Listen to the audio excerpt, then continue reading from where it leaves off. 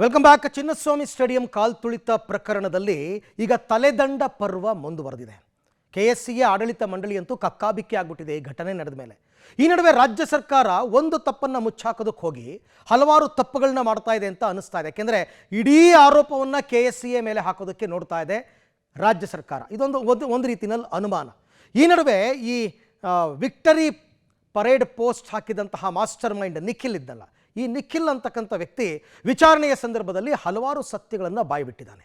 ಹಾಗಾದರೆ ಈ ವಿಚಾರದಲ್ಲಿ ಏನೆಲ್ಲ ಡೆವಲಪ್ಮೆಂಟ್ಸ್ ಆಗಿದೆ ಬನ್ನಿ ನೋಡೋಣ. ಕಾಲ್ತುಳಿತ ಬಳಿಕ ಕೆಎಸ್ಸಿಎ ಅಲ್ಲೋಲ ಕಲ್ಲೋಲ. ಕೆಎಸ್ಸಿಎಯಲ್ಲೂ ತಲೆದಂಡದ ಪರ್ವ. ಆಡಳಿತ ಮಂಡಳಿಗೆ ಇಬ್ಬರು ರಾಜೀನಾಮೆ. ಚಿನ್ನಸ್ವಾಮಿ ಕಾಲ್ತುಳಿತ ಪ್ರಕರಣ ದಿನದಿಂದ ದಿನಕ್ಕೂ ತೀವ್ರ ಸ್ವರೂಪ ಪಡಿತಾ ಇದೆ. ಪ್ರಕರಣ ಸಂಬಂಧ ಈಗಾಗಲೇ ಹಲವರ ತಲೆದಂಡವಾಗಿದೆ. ಘಟನೆಯಲ್ಲಿ 11 ಜನರು ಮೃತಪಟ್ಟಿದ್ರು, ನಮಗೂ ಅದಕ್ಕೂ ಸಂಬಂಧವೇ ಇಲ್ಲ ಅನ್ನೋ ರೀತಿಯಲ್ಲಿ ವರ್ತಿಸ್ತಾ ಇದ್ದ ಕೆಎಸ್ಸಿಎ ಆಡಳಿತ ಮಂಡಳಿಗೂ ಇದೀಗ ಢವಢವ ಶುರುವಾಗಿದೆ. ಇದರ ಬೆನ್ನಲ್ಲೇ ಇದೀಗ ಆಡಳಿತ ಮಂಡಳಿಯ ಇಬ್ಬರ ತಲೆದಂಡವಾಗಿದೆ. ಕೆಎಸ್ಸಿಎ ಕಾರ್ಯದರ್ಶಿ ಎ ಶಂಕರ್ ಹಾಗೂ ಖಜಾಂಚಿಯಾಗಿದ್ದ 59 ವರ್ಷದ ಇಎಸ್ ಜಯರಾಮ್ ತಮ್ಮ ಸ್ಥಾನಕ್ಕೆ ರಾಜೀನಾಮೆ ಸಲ್ಲಿಸಿದ್ದಾರೆ. ಇಡೀ ಘಟನೆಯ ನೈತಿಕ ಹೊಣೆ ಹೊತ್ತು ರಾಜೀನಾಮೆ ಸಲ್ಲಿಕೆ ಮಾಡುತ್ತಿರುವುದಾಗಿ ರಾಜೀನಾಮೆ ಪತ್ರದಲ್ಲಿ ತಿಳಿಸಿದ್ದಾರೆ. ನಿನ್ನೆ ಆಡಳಿತ ಮಂಡಳಿ ವಿರುದ್ಧ ಬಲವಂತದ ಕ್ರಮ ಕೈಗೊಳ್ಳಬಾರದು ಅಂತ ಹೈಕೋರ್ಟ್ ಆದೇಶ ನೀಡಿದ ಬೆನ್ನಲ್ಲೇ ಇವರಿಬ್ಬರು ರಾಜೀನಾಮೆ ಸಲ್ಲಿಸಿರುವುದು ಕುತೂಹಲ ಕೆರಳಿಸಿದೆ. ಇನ್ನು ಕೆಎಸ್ಸಿಎ ಅಧ್ಯಕ್ಷ ರಘುರಾಮ್ ಭಟ್ ಕೂಡ ರಾಜೀನಾಮೆ ಸಲ್ಲಿಕೆಗೆ ಮುಂದಾಗಿದ್ದಾರೆ ಎನ್ನಲಾಗಿದೆ. ಆರ್ಸಿಬಿ ವಿಜಯೋತ್ಸವದ ವೇಳೆ ಬೆಂಗಳೂರಿನ ಚಿನ್ನಸ್ವಾಮಿ ಮೈದಾನದಲ್ಲಿ ಕಾಲ್ತುಳಿತಕ್ಕೆ ಒಳಗಾಗಿ 11 ಜನ ಮೃತಪಟ್ಟಿದ್ದ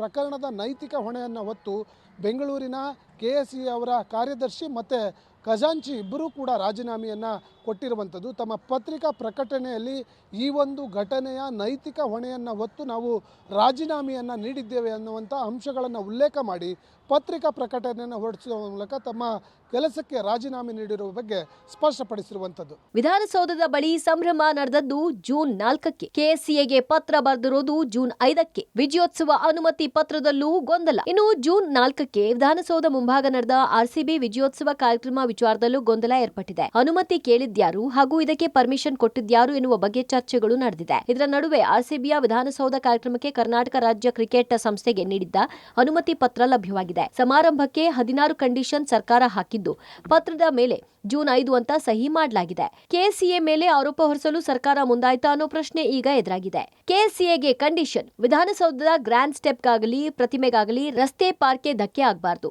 ಯಾವುದೇ ರೀತಿಯ ಅನಾಹುತವಾದರೂ ದುರಸ್ತಿ ವೆಚ್ಚ ಭರಿಸತಕ್ಕದ್ದು. ಸಂಚಾರ ವ್ಯವಸ್ಥೆಗೆ ಅಡಚಣೆಯಾಗದಂತೆ ಕಾರ್ಯಕ್ರಮ ನಡೆಸುವುದು. ಕಚೇರಿ ಕೆಲಸಗಳಿಗೆ ತೊಂದರೆ ಆಗದಂತೆ ಕಾರ್ಯಕ್ರಮ ನಡೆಸಬೇಕು. ಕಾರ್ಯಕ್ರಮ ನಡೆಯುವ ಸ್ಥಳವನ್ನ ಸ್ವಚ್ಛವಾಗಿರಿಸಬೇಕು. ಪ್ಲಾಸ್ಟಿಕ್ ಬಾಟಲಿ ವಸ್ತುಗಳಿಗೆ ಕಡ್ಡಾಯ ನಿಷೇಧ. ಯಾವುದೇ ಗ್ಯಾಸ್ ಸಿಲಿಂಡರ್ ಅನ್ನ ತರುವಂತಿಲ್ಲ. ಇವೆಂಟ್ ಮ್ಯಾನೇಜ್ಮೆಂಟ್ 10,000 ಭದ್ರತಾ ಠೇವಣಿ ಇಡಬೇಕು. ಭವ್ಯ ಮೆಟ್ಟಿಲ ಮೇಲೆ ಸ್ಟೇಜ್ ಅಳವಡಿಸಿದ್ದಲ್ಲಿ ದೃಢೀಕರಣ ಕಡ್ಡಾಯ. ಲೋಕೋಪಯೋಗಿ ಇಲಾಖೆಯ ದೃಢೀಕರಣ ಕಡ್ಡಾಯ. ಕಾರ್ಯಕ್ರಮದ ಸಿದ್ಧತೆಗೂ ಮುನ್ನ ಬಳಿಕ ಅವಘಡವಾದರೆ ಸಂಸ್ಥೆಯೇ ಹೊಣೆ. ಆಹ್ವಾನದ ಪತ್ರಿಕೆ ಸಿದ್ಧಪಡಿಸುವಾಗ ಶಿಷ್ಟಾಚಾರದ ದೃಢೀಕರಣ ಕಡ್ಡಾಯ.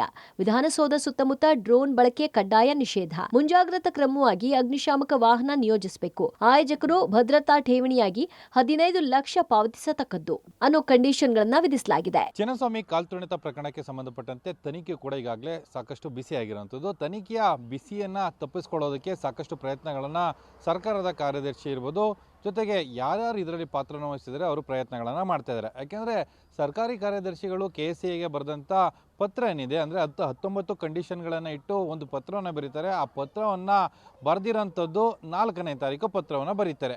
4ನೇ ತಾರೀಕು ಪತ್ರವನ್ನು ಬರೆದು ಆ ಪತ್ರದ ಮೇಲೆ 5ನೇ ತಾರೀಕಿನ ಸಹಿಯನ್ನು ಆಗಿರುವಂಥದ್ದು. ಅಂದರೆ ಘಟನೆ ನಡೆದು ಸಾವುಗಳು ಕೂಡ ಸಂಭವಿಸಿದವೆ. ಅಷ್ಟಾದ ಬಳಿಕ ಒಂದು ಸಹಿಯನ್ನು ಮಾಡ್ತಾರೆ. ಅಂದರೆ ಈ ಪತ್ರದ ಮೇಲೆ ಸಾಕಷ್ಟು ಅನುಮಾನಗಳು ಉಂಟಾಗ್ತಾ ಇರುವಂತದ್ದು. ಆರ್ಸಿಬಿ ಮಾರ್ಕೆಟಿಂಗ್ ಹೆಡ್ ತಪ್ಪೊಪ್ಪಿಗೆ. ವಿಕ್ಟರಿ ಪರೇಡ್ಗೆ ಸಲಹೆ ಕೊಟ್ಟಿದ್ದಾಗಿ ಹೇಳಿಕೆ. ಆರ್ಸಿಬಿ ವಿಜಯೋತ್ಸವದ ವೇಳೆ ಕಾಲ್ತುಳಿತ ಪ್ರಕರಣ ತನಿಖೆಯನ್ನ ಸಿಐಡಿ ಚುರುಕುಗೊಳಿಸಿದೆ. ವಿಕ್ಟರಿ ಪರೇಡ್ ಪೋಸ್ಟ್ ಹಿಂದಿನ ಮಾಸ್ಟರ್ ಮೈಂಡ್ ಆರ್ಸಿಬಿ ಮ್ಯಾನೇಜ್ಮೆಂಟ್ನ ಮಾರ್ಕೆಟಿಂಗ್ ಮುಖ್ಯಸ್ಥ ನಿಖಿಲ್ ಸೋಸಲೆಯನ್ನ ವಿಚಾರಣೆಗೆ ಒಳಪಡಿಸಿದೆ. ವಿಚಾರಣೆ ವೇಳೆ ನಿಖಿಲ್ ತಪ್ಪೊಪ್ಪಿಕೊಂಡಿದ್ದಾನೆ.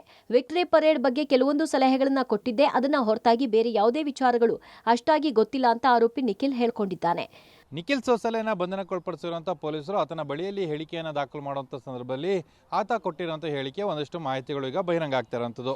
ಅಂದರೆ ಆರ್ಸಿಬಿ ಸೋಷಿಯಲ್ ಮೀಡಿಯಾಕ್ಕೆ ಸಂಬಂಧಪಟ್ಟಂಥ ಒಂದಷ್ಟು ವಿಚಾರಗಳನ್ನು ನಾನು ಅಪ್ಲೋಡ್ ಮಾಡ್ತಾ ಇದ್ದೆ ಮತ್ತು ಪೋಸ್ಟನ್ನು ಮಾಡ್ತಾ ಇದ್ದೆ. ಅದನ್ನು ಹೊರತುಪಡಿಸಿ ನನಗೂ ಈ ಪ್ರಕರಣಕ್ಕೂ ಯಾವುದೇ ರೀತಿಯ ತನಿಖೆಗಳಿಲ್ಲ, ಯಾವುದೇ ರೀತಿಯ ಪ್ರಚೋದನೆಯನ್ನು ಕೂಡ ನಾನು ಕೊಟ್ಟಿಲ್ಲ. ಜೊತೆಗೆ ಕ್ರೌಡ್ ಇಲ್ಲಿ ಸೇರಲಿಕ್ಕೆ ನಾನು ಪ್ರಮುಖ ಕಾರಣ ಅಲ್ಲ ಅಂತೇಳಿ ಪೊಲೀಸರ ಮುಂದೆ ಹೇಳಿಕೆಯನ್ನ ಕೊಟ್ಟಿರುವಂತದ್ದು.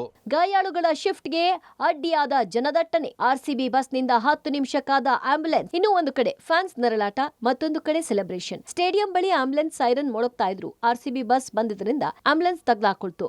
ಬಸ್ ಬಂದಿದ್ರಿಂದ 10 ನಿಮಿಷ ಟ್ರಾಫಿಕ್ ನಲ್ಲೇ ಆಂಬ್ಯುಲೆನ್ಸ್ ಸಿಕ್ಕಿ ಹಾಕೊಂಡಿದ್ರಿಂದ ಗಾಯಾಳುಗಳ ಸಾಗಾಟ ವಿಳಂಬವಾಯಿತು. ಒಂದು ವೇಳೆ ಬೇಗ ಆಂಬ್ಯುಲೆನ್ಸ್ ತೆರಳಿದ್ರೆ ಇನ್ನಷ್ಟು ಮಂದಿ ಬದುಕುಳಿತಿದ್ರೇನೋ. ಒಂದ್ ಕಡೆ ಫ್ಯಾನ್ಸ್ಗಳ ನರಳಾಟ, ಮಗದೊಂದು ಕಡೆ ಸ್ಟೇಡಿಯಂನ ಒಳಗಡೆ ಸೆಲೆಬ್ರೇಷನ್ನ ಕೂಗಾಟ. ಇದರ ಮಧ್ಯೆ ಆರ್ಸಿಬಿ ಬಸ್ ಬಂದಿದ್ರಿಂದ ಸುಮಾರು 10 ನಿಮಿಷಗಳ ಕಾಲ ಆಂಬ್ಯುಲೆನ್ಸ್ ಟ್ರಾಫಿಕ್ನಲ್ಲೇ ಸ್ಟಕ್ ಆಯಿತು. ಇದರಿಂದ ಆಸ್ಪತ್ರೆಗೆ ಗಾಯಾಳುಗಳ ಸಾಗಾಟ ಕೂಡ ವಿಳಂಬವಾಯಿತು. ಇದರಿಂದ ಒಂದು ವೇಳೆ ಈ ಘಟನೆ ನಡೆಯದೇ ಇದ್ದಿದ್ರೆ, ಆಂಬ್ಯುಲೆನ್ಸ್ಗೆ ದಾರಿ ಬಿಡ್ತಾ ಇದ್ದಿದ್ರೆ ಅನೇಕರ ಜೀವ ಕೂಡ ಉಳಿತಾ ಇತ್ತು. ಇವೆಲ್ಲ ಬೆಳವಣಿಗೆಗಳ ಮಧ್ಯೆ ಅಮಾನತ್ತಾಗಿರೋ ಐಪಿಎಸ್ ಅಧಿಕಾರಿ ದಯಾನಂದ್ ಅಮಾನತು ಆದೇಶ ಅಂಗೀಕಾರಕ್ಕೆ ಇನ್ನಷ್ಟು ದಿನ ಬೇಕಾಗಲಿದೆ. ರಾಜ್ಯ ಸರ್ಕಾರ ಆದೇಶ ಹೊರಡಿಸಿದ್ರು, ಕೇಂದ್ರ ಸರ್ಕಾರ ಒಪ್ಪಿಗೆ ಕೊಟ್ಟರಷ್ಟೇ ಇದು ಕಾರ್ಯರೂಪಕ್ಕೆ ಬರಲಿದೆ. Bureau report, public TV.